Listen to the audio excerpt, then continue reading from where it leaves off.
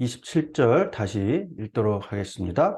하나님의 사람아, 하나님의 사람이 엘리에게 와서 그에게 이르되 여호와의 말씀에 너희 조상의 집이 애굽에서 바로의 집에 속하였을 때에 내가 그들에게 나타나지 아니하였느냐.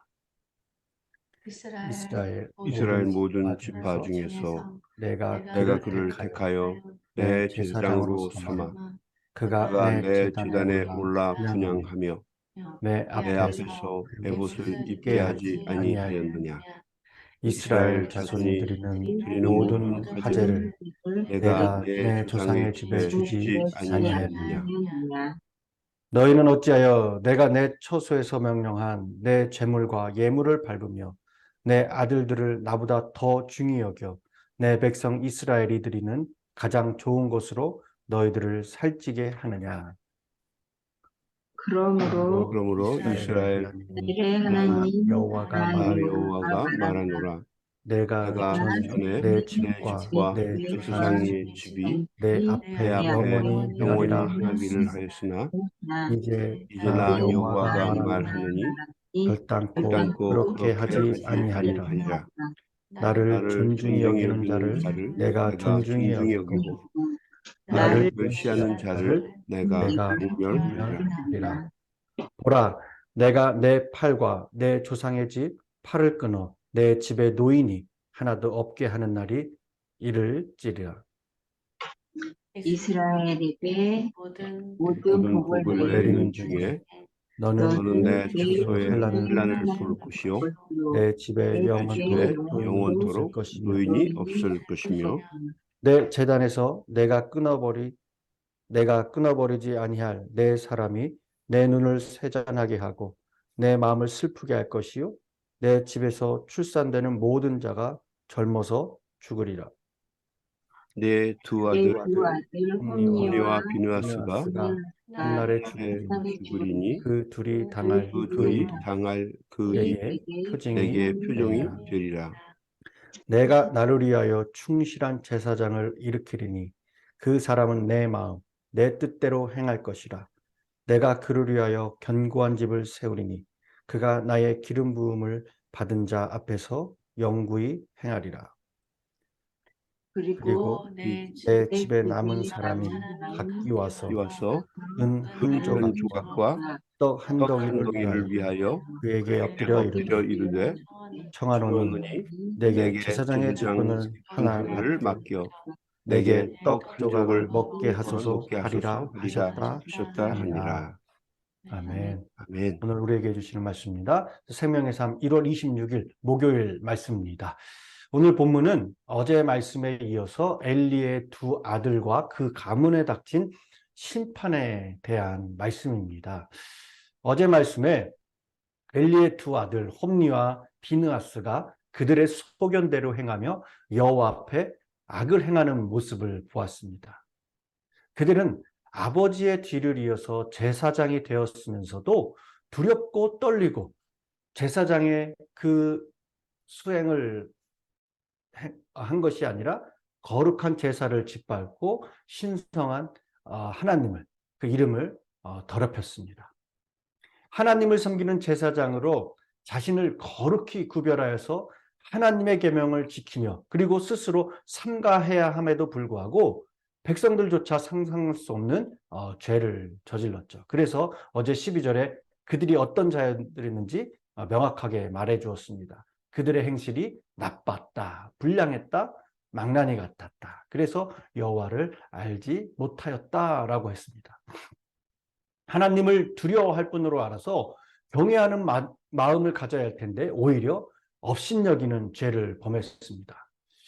엘리의 아들들은 백성이 제물을 줄 때까지 기다리는 것이 아니라 자기들이 먼저 종을 시켜서 제물로 드린 고기를 갈고리로 찢게 했습니다. 그렇게 무조건 자기들 것으로 삼았고 더구나 그들의 욕심은 이것으로 그치지 않았어요. 그들은 백성들이 제물로 가져온 고기를 하나님께 드리기도 전에 자기들 욕심대로 억지로 빼앗았습니다. 그리고 이 일들 외에도 성막에서 수종드는 여인들과 동침하는 죄까지 범합니다. 그들은 다른 백성들보다 하나님을 더 자주 더 가까이 나가 섬길 수 있는 영광과 축복을 받은 자들이었어요. 그럼에도 불구하고 그것을 소중히 여기지 않았다는 거죠. 하나님에 대해서 무지했기에 두려움이 없었습니다. 하나님을 가까이 모신다는 것이 큰 영광이었지만 동시에 지극히 위험하다는 사실을 또한 인지하지 못했다는 거예요. 그들의 죄의 상태에 대해서 이렇게 고발을 했죠. 이들의 죄가 여호와 앞에 심히 크다. 결국 그들의 악한 행위는 하나님의 진노의 심판을 피할 수 없었습니다. 여호와께서 그들을 죽이기로 결정을 하시죠. 그들의 아버지 엘리는 이 두 아들에 대한 신앙교육에 무관심했습니다. 때문에 아들들의 소견대로 행하는 악행을 보고도 그리고 그 악행 후에도 그들을 바로잡지 못했어요. 안타까워하거나 슬퍼하지 않고 무관심했습니다. 죄를 두려워하는 마음으로 야단을 치거나 책망하지도 않았습니다. 이 사무엘상 3장 13절에 이 두려운 말씀이 있습니다. 내가 그의 집에 영원토록 심판하겠다고 그에게 말한 것은 그가 아는 죄악 때문이니 이는 그가 자기의 아들들이 저주를 자청하되 금하지 아니하였음이니라 라고 기록하고 있습니다. 저주를 자청하되 금하지 아니하였다 라는 이 말이 히브리어에는 그들에 대해 눈살을 찌푸리지 않았다라는 뜻이라고 합니다. 그 아들들이 저주를 받을 짓을 했는데도 눈살도 찌푸리지 않았으니 어찌 죄의 심판을 받지 않겠습니까? 때문에 엘리 가문의 몰락은 예견된 일로 당연한 결과였습니다. 오늘 27절의 말씀에 어느 날 하나님의 사람이 아버지 엘리에게 찾아옵니다. 하나님의 사람, 그가 누구인지 어디서 왔는지는 정확히 알 수 없지만은 예언자가 아닐까 생각해 봅니다. 하나님은 그 예언자를 통해서 엘리와 그의 아들들의 죄악으로 말미암아 엘리 가문에 약속했던 이 제사장직의 사명을 철회하겠다라고 말씀하시죠.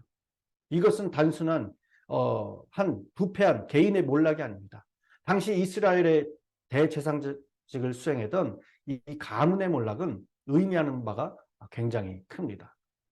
결국 그 가문은 블레셋의 침입으로 이스라엘이 크게 패하고 언약궤까지 뺏기면서 엘리의 두 아들 홈니와 비느하스가 죽고 마침내 엘리마저 죽음을 맞이하면서 이 하나님 앞에서 자신들의 소견대로 행한 죄의 결과로 몰락이 현실이 됩니다. 30절 말씀에 하나님은 말씀하십니다. 나 여호와가 말하노니 나를 존중히 여기는 자를 내가 존중히 여기고 나를 멸시하는 자를 내가 경멸하리라. 하나님은 그들을 존중히 귀히 여기셨는데 그들은 그렇지 못했습니다. 하나님을 욕되게 했습니다. 이후의 말씀을 보면은 하나님을 경멸한 자의 심판을 어떻게 하신다고 합니까? 집에 노인이 하나도 없게 하겠다. 환난을 볼 것이다. 눈을 쇠잔하게 하고 내 마음을 슬프게 할 것이다. 내 집에서 출산되는 모든 자가 젊어서 죽으리라. 그리고 마지막 절에 보면은 메시지 성경의 번역은 이렇게 기록합니다. 집안에 살아남은 자들이 입에 풀칠할 정도면 괜찮으니 제사장 일을 하게 해주십시오 하며 구걸하게 될 것이다 라는 거예요. 얼마나 두렵고 떨리는 말씀입니까? 이 부모의 신앙교육이 중요하고 절실히 필요한 시대입니다. 한나는 사무엘을 거룩하게 구별되게 그렇게 키웠습니다. 어려서부터 성전에서 수정을 들며 구별된 생활을 하면서 어려서부터 하나님의 음성을 들었습니다. 하지만 하나님을 멸시한 엘리의 아들들 홈니와 비느하스는 전쟁에 나갔다 법궤도 빼앗기고 자기들도 죽어 나라를 망하게 했지만 사무엘은 큰 회개 운동을 일으켜 나라를 구원했습니다. 잠언 29장 15절에 채찍과 꾸지람이 지혜를 주거늘 의미로 하게 버려두면 그 자식은 어미를 욕되게 한다. 그리고 13장 24절에 매를 아끼는 자는 그의 자식을 미워함이라. 자식을 사랑하는 자는 근실이 징계한다. 29장 15절에 채찍과 꾸지람이 지혜를 주거늘 임의로 행하게 내버려둔 자신 어미를 욕되게 한다. 그렇게 기록을 했죠. 부모는 어려서부터 자녀의 잘못을 바로잡고 죄를 지으면 징벌이 따른다는 것을 철저하게 가르쳐줘야 합니다. 엘리 제사장은 자식들의 죄에 무관심했고 하나님보다 자식을 더 중히 여긴 나머지 하나님을 모독하고 거룩함을 짓밟는데도 무관심했습니다. 그러나 한나는 사무엘에게 하나님을 믿음을 심어서 거룩하게 키워냈어요. 어린 사무엘을 하나님의 사람으로 철저히 교육시켜서 하나님께 경배하는 경건 훈련을 시켰습니다. 그렇게 한나는 자식보다 하나님을 더 중히 여겼습니다. 그 결과는 우리가 보고 있지만 하늘과 땅, 천국과 지옥의 차이였어요. 믿음의 조상 아브라함, 백선아대에서 받은 아들을 너무 귀히 여긴 나머지 하나님만 차지해야 될 그 마음의 지성소에 아들이 차지한 것을 보시고 번제를 바치라 라고 했죠. 그러나 이 말씀에 순종하는 것을 보시고 내가 이제야 나를 경외한 줄 알았다 하시면서 아들을 돌려주실 뿐만 아니라 엄청난 큰 축복을 받았습니다. 여러분, 자식을 밥과 옷으로만 키운다고 다 되는 것이 아닙니다. 이 죄 많고 악하고 혼탁한 시대와 세대에 신앙교육을 바로 시켜야 합니다. 그렇지 않으면 넘어집니다.